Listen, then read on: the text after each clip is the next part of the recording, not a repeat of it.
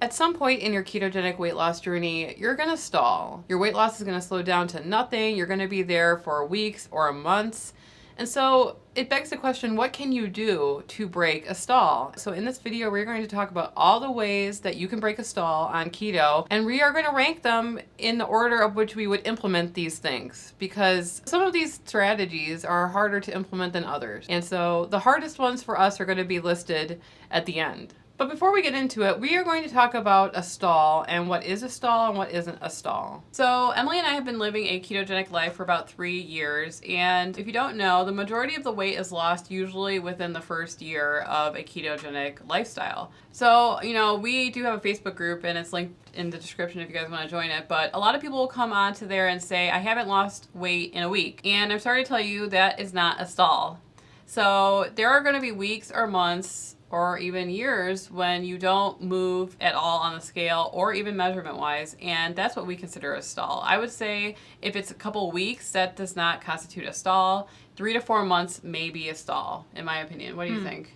I think around 2 to 3 months. If you're really, really trying hard and you're not losing weight and you're not overeating and you're not snacking, then that is definitely a stall. These are just tips for you to choose one out of the list that you can live with and to implement that so that you can get the scale moving again. What works for us may not work for you and vice versa. So everybody's different. The first thing that we would recommend is to drink more water. Your body has a lot of water. You're constantly up and down in your water weight. Apparently, it's theorized that when a fat cell loses the fat inside, it fills up with water. Yep. Which is like a placeholder because your body thinks that you're probably going to fill that back up again. And so some people report that their fat, I don't know how else to describe it, but like their gut, it seems jiggly and the fat cells are filled with water. Mm-hmm. And so we are not medical professionals, but this is like some of the things that we've read. It makes sense to me that you have fat cells. You never actually lose those fat cells. They're still there, but they release what's inside and then it fills up with water. And that's why some people, they feel like they're jiggly, like their fat is really jiggly because you're holding it onto a bunch of water weight. And then something triggers the water weight to shed one day. I've had that happen before where I didn't lose weight for a long time, and then all of a sudden one night I went up to use the bathroom like 5 times in a night. Yeah. And I woke up and I was like 3 or 4 pounds less the next day. Called a swoosh. It's called a whoosh, when all of a sudden you've been losing nothing and then you just drop 3 or 4 pounds in a day. And where does that weight exit? In water coming out of your body. So if you drink water, a lot of water, that can trigger a whoosh to happen in some cases. So that's strategy number 1. And we would put that on the pain scale of like a 2 out of 10. Sarah and I, we are terrible about drinking water. We try to improve. My husband begs me to drink more water. So is mine, yeah. He will take a glass of water and like put it in front of me and it will sit there for all day. I usually water my plants with it. Later on. I don't want to waste it. And it's not like we think water is disgusting or something. It's just something in my brain is telling me I don't need that right now. And he'll just get upset because he's like, that water's been sitting there all day and you haven't drank an ounce of it. But if you try to be more mindful about your water consumption, then maybe it would be easier to add more water into your routine. Another way to add water to your routine is by making it taste better. Right. And a way to make the water taste better is to add something to it. Like Element, which is the sponsor of today's video. Element is a tasty electrolyte drink mix with everything that you need and nothing that you don't. That means lots of salt and no sugar. Element contains a science-backed electrolyte ratio of 1,000 milligrams of sodium, 200 milligrams of potassium, and 60 milligrams of magnesium. If you just started off on the ketogenic lifestyle, you might be experiencing something called the keto flu, which would mean you have headaches, nausea, and fatigue, which can make you feel really crappy. Element replaces your electrolytes that you lose during the keto flu, and it makes you feel better. Element is actually one of the first products we ever talked about on our channel, and it was years before they ever reached out to us to sponsor videos on our channel. And it's because we really love Element and their product, because they are literally the best tasting electrolyte supplements we've ever tried. Citrus salt, the OG for us, is amazing. Whether you drink it in water or you drink it in a cocktail. It tastes like a margarita. We love it, and we love all of the different flavors of Element. If you like salt, you're gonna love Element, and it makes us drink more water, because without it, like I said, the cup literally sits on the table all day. But if this is in there, we drink it right away. So if you guys want to try Element, they are offering our Keto Twins community a sample pack. It looks like this. And all you have to do is pay for shipping. You can click the link in the description and get your sample pack today. So the second thing that we would try is try to avoid all alcohol. There are a lot of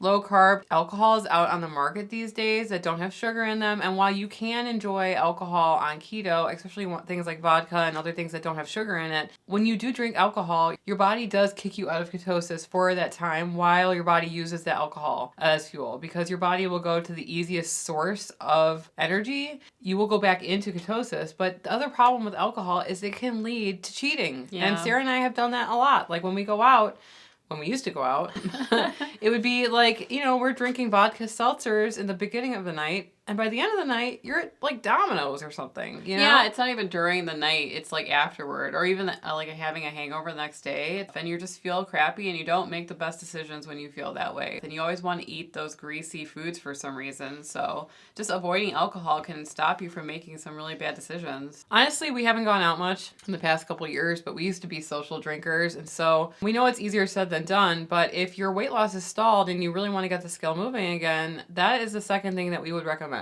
We would say that reducing alcohol is like a 1 out of 10 out of the pain scale, because Sarah and I do not drink that much, so it's we not don't go that out anymore. Right. So. It's not that big of a deal for us to not drink anymore. So 1 out of 10. So the third strategy that you guys can try to implement is some sort of fasting. Now this can be intermittent fasting or whole day fasting. That's up to you and what you can tolerate. Emily and I generally do try to do some sort of intermittent fasting daily, where we try to eat 1 meal a day. Sometimes it's 2, though. Yeah. And I think a lot of people, fasting is still very new and kind of taboo. Controversial. Yeah. But I feel like eating in between meals adds up so quickly. Not only with food, but also with drinks. Mm-hmm. Like cream in my coffee in the morning, or half and half, or whatever. It just all adds up. When you're getting down to your goal weight like we are, every calorie counts. I hate to tell you that. It doesn't matter as much when you're bigger, but as you get down to your goal weight, every calorie is going to count. So by having an eating window, you kind of eliminate that snacking period. Mm-hmm. And it allows you to like have bigger, more satiating meals when you do eat. So that's one way that you could break a stall, is to try intermittent fasting. Maybe you first cut out snacks and then you move your breakfast up, as much as you can until you don't eat breakfast in the morning. And now you're down to 2 meals a day. And we really like this lifestyle and the strategy. So maybe try it. So intermittent fasting for us on the pain scale is a 0. But if you're just starting and you're used to eating 3 meals and 2 snacks a day, it's going to be extremely difficult. That's why you need to kind of taper it and kind of cut back slowly, because you might not even be able to make it through the day without feeling completely famished. Sarah's said it before, and we've been around other people who actually eat during the day, breakfast, lunch, grab a coffee, have a snack. And so we could go the whole day until like 4 p.m. without eating a bite of food. And people are like, are you going to eat Yeah, today? I don't feel good because Yeah. I haven't eaten. So it's definitely something that you need to get used to. Anyway, so on the pain scale for us, 0, your results may vary. So the next strategy that we might be implementing soon is to eliminate something. And for us, that would probably be dairy. Mm-hmm. We've never done it successfully. I don't think I've ever, maybe I've done an egg fast and I never wanted to eat eggs again, but I think I had cheese on them. See, it's like dairy is very difficult for us to cut out because we live in the Midwest. We love our cheese. We love Sour cream, toppings, whatever it is. Cheese is a big deal here, and I haven't ever cut it out successfully. We try not to drink heavy cream in our coffee, and that's just because we can't afford the calories. I mean, we would drink it in our coffee if we could. We would easily eat 1,000 calories a day in heavy whipping cream if we put it in our coffee, since we drink 10 cups of coffee a day. Eliminating dairy, that's high on the pain scale for us. That could be a 6. But yeah, cutting out dairy is one way to eliminate a category that might be adding on more calories than you should be consuming and could help break your stall. But another way is to eliminate almost everything and only eat like carnivore or do for an a couple egg fast. days. If you want to change it up and you're not ready to commit to a carnivore lifestyle like some people are, there are people that just do carnivore all the time. The point is to change it up for a week and see if your body reacts in a way that it will trigger your body to shed probably the water weight that you've been holding on to, or weight loss in general. So if you are, eating all kinds of snacks and all kinds of vegetables, you never know if you're eating too much of it. You might be. So eating carnivore your body just doesn't want it anymore. I sit down and I have a big steak. There comes a point where I'm like, I cannot eat any more of this. Even if it's the most delicious steak I've ever had. It's like, I just have to stop. You know, and another good thing about elimination is that it really makes you appreciate being keto in general and not having to eliminate everything else out of it. Like, when you eat eggs for like 5 days, you're going to be like, oh, I can eat cauliflower, mac and cheese, and all these other keto-friendly things. You don't even think about, you know, cheating on a carb. You're just happy to involve that back into your life. So if you don't lose weight from that, at least you're going to appreciate the ketogenic lifestyle a little bit more, at least after you do a little bit of an elimination fast. So okay, so on the pain scale, we said it was a 6. It's pretty hard. Yeah. The last thing that you could do is to add some sort of exercise into your routine. And so on the pain scale, that would be a 10 for us because we don't exercise. Like, we try to be active, we try to garden and move around, but like we've done it in the past where we've done exercise challenges to see if it would help our channel, honestly.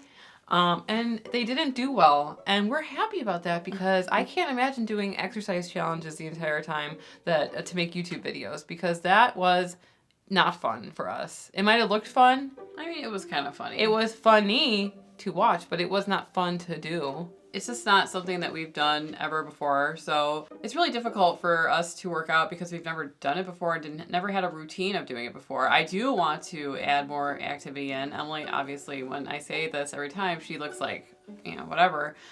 Just because I know that I should be moving more, just because we're getting older. You know, we are 37 years old, and if you don't use it, you lose it. I do plan on trying to at least walk more when the weather is nicer out, take my dog out for more walks. But those are like basic activities. I'm talking about exercise, like, you know, jazzercise, or, you know, exercising on a treadmill or on a Stairmaster. Some people feel like this rush afterward, and I have never felt that before. I kind of wish that I would, because I look at my husband when he comes home from the gym, and he's like, I just feel invigorated. And I'm like, shut up.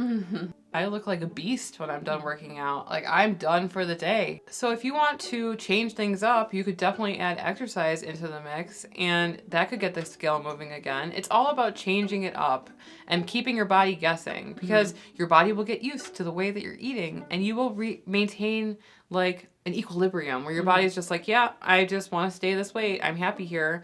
And so if you change it up, you could probably get the scale moving again. So we do plan on possibly implementing some of these strategies so that we can get the scale moving again in time for the summer months or our vacation that we might be taking soon. And so if you guys have any other strategies that you have found that work for you when the scale stops moving, please let us know in the comment section below. And if you like this content, please give this video a like. It really does help us out with the YouTube algorithm so that more people see our videos. And don't forget to subscribe for more keto lifestyle content. If you guys want to see other content by us, you can click on one of the videos on the screen and we'll see you over there. Anyway, I'm Sarah. And I'm Emily. And we are the Keto Twins, signing out.